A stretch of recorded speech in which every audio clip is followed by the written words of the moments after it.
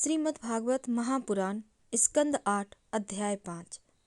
श्री सुखदेव जी कहते हैं, परीक्षित, भगवान को यह गजेंद्र मोक्ष की पवित्र लीला समस्त पापों का नाश करने वाली है।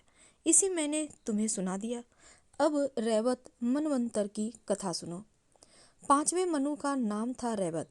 वे चौथे मनु तामस के सगे भाई थे। उनके अर्जुन, बलि, बिंध्य आदि कई पुत्र थे।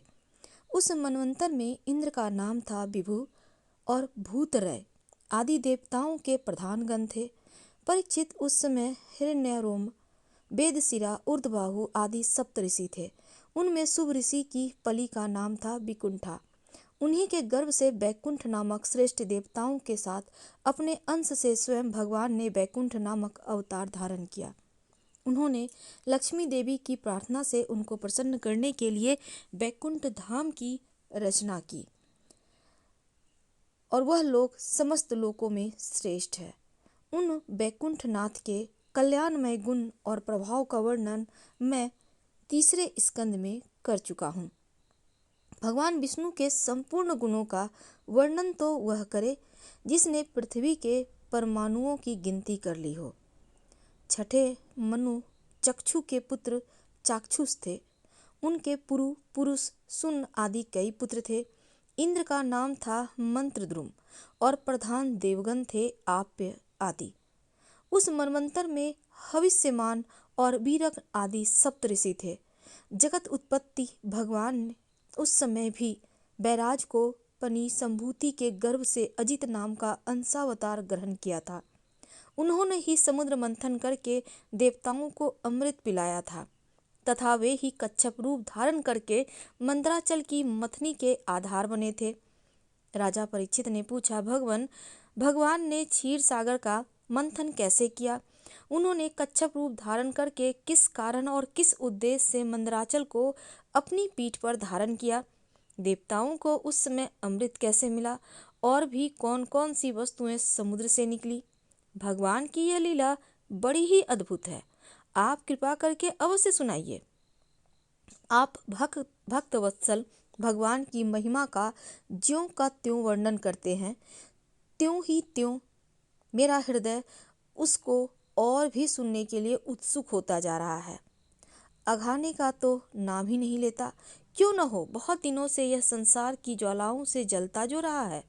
सूत जी ने कहा कि शौनक आदि ऋषियों, भगवान श्री सुखदेव जी ने राजा परीक्षित के इस प्रश्न का अभिनंदन करते हुए भगवान की समुद्र मंथन लीला का वर्णन प्रारंभ किया। श्री सुखदेव जी कहते हैं, परीक्षित, जिस समय की यह बात है उस समय असुरों ने अपने तीखे शस्त्रों से देवताओं को पराजित कर दिया था। उस युद्ध में बहुतों के तो प्राणों पर ही आ बन गई थी। वे रणभूमि में गिरकर फिर उठ ना सके। दुर्वासा के शाप से तीनों लोक और स्वयं इंद्र भी श्रीविहीन हो गए थे। यहाँ तक कि यज्ञ यागादि धर्म कर्मों का भी लोप हो गया था। यह सब दुर्दशा देखकर इंद्र, वरुण आदि देवताओं ने आपस में बहुत कुछ सोचा विचारा, परंतु अपने विचारों से वे किसी निश्चय पर नहीं पहुँच सके। तब वे सब के सब सुमेरु के शिखर पर स्थित ब्रह्मा जी की सभा में गए और वहां उन लोगों ने बड़ी नम्रता से ब्रह्मा जी की सेवा में अपनी परिस्थिति का विस्तृत विवरण उपस्थित किया। ब्रह्मा जी ने स्वयं देखा कि इंद्र, वायु आदि देवता श्रीहीन एवं शक्तिहीन हो गए हैं। लोगों की परिस्थिति बड़ी विकट संकटग्रस्त हो गई है और असुर इसके विपरीत फल फूल रहे हैं। समर्थ ब्रह्मा जी ने अपने मन एकाग्र करके परम पुरुष भगवान का स्मरण किया।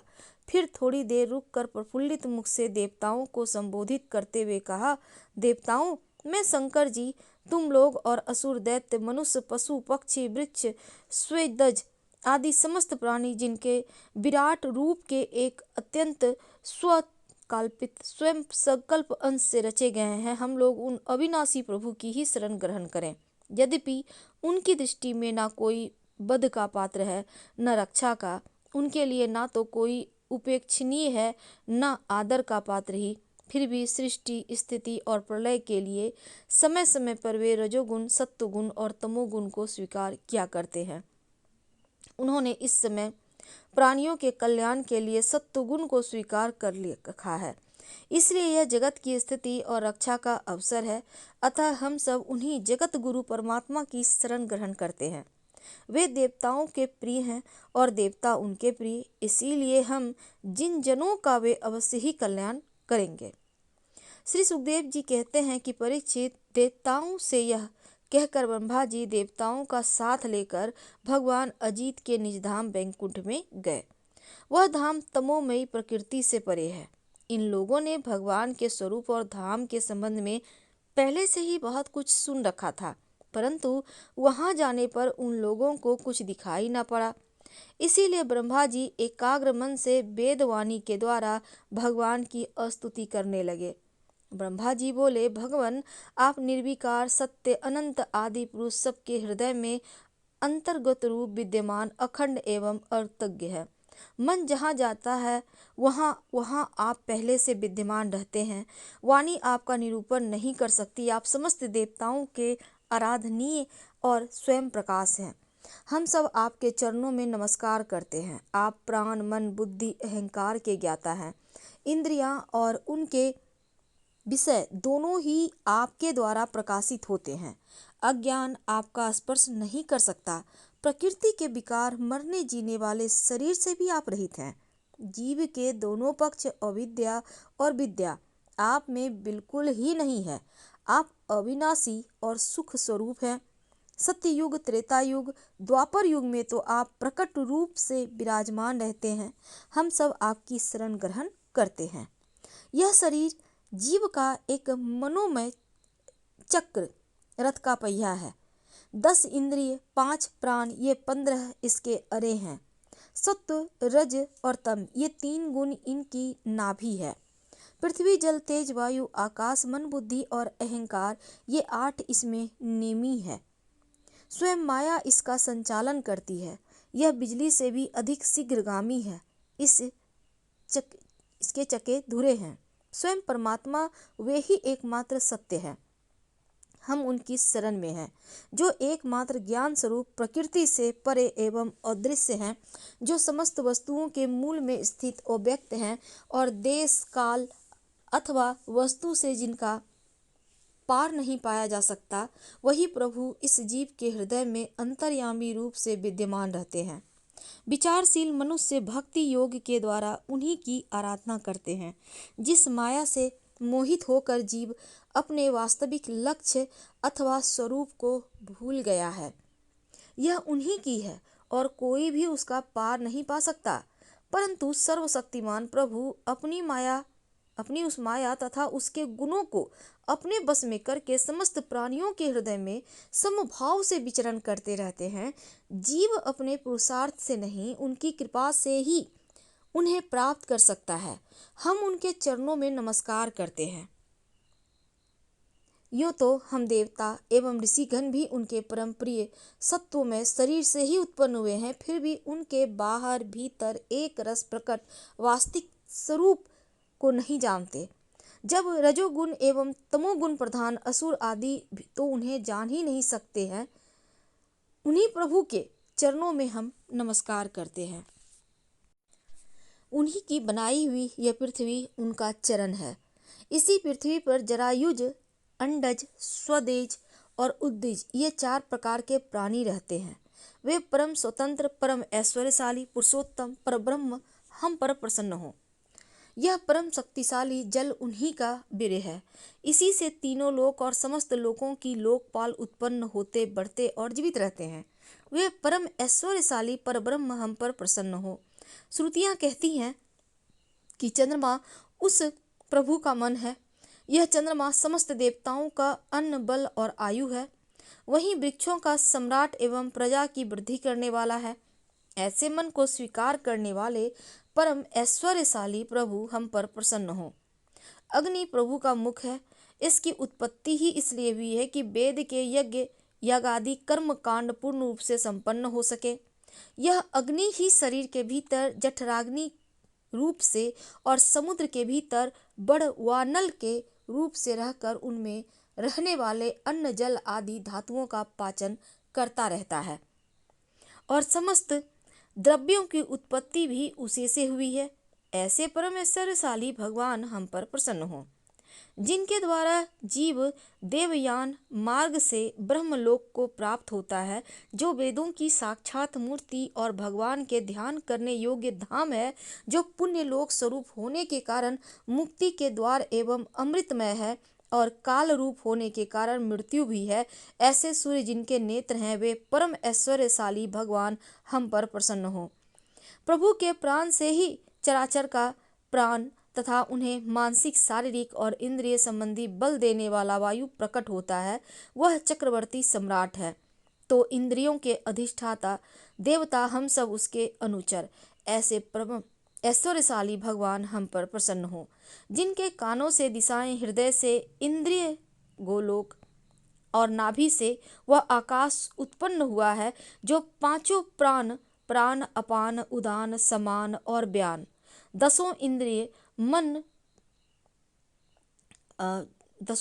मन, पांचों असु, नाग, कुर्म, क्रिकल, देवदत्त और धनंजय एवं शरीर का आश्रय है। वे परम ऐश्वर्यशाली भगवान हम पर प्रसन्न हो, जिनके बल से इंद्र, प्रसन्नता से समस्त देवगण, क्रोध से शंकर, बुद्धि से ब्रह्मा, इंद्रियों से और वेद और ऋषि तथा लिंग से प्रजापति उत्पन्न हुए हैं। वे परम ऐश्वर्यशाली भगवान हम पर प्रसन्न हो, जिनके वक्ष स्थल से लक्ष्मी, छाया से पितृगण, स्तन से धर्म, पीठ से अधर्म, सिर से आकाश, बिहार से अप्सराएं प्रकट हुई हैं। वे सब ऐश्वर्यशाली भगवान हम पर प्रसन्न हो, जिनके मुख से ब्राह्मण और अत्यंत रहस्यमय वेद, भुजाओं से क्षत्रिय और बल जांघों से वैश्य, उनकी वृत्ति व्यापार कुशलता तथा चरणों से वेद, ब्रह्मसुर और उनकी सेवा आदि वृत्ति प्रकट हुई है। वे परम ऐश्वर्यशाली भगवान हम पर प्रसन्न हो, जिनके अधर से लोभ और इससे प्रीति,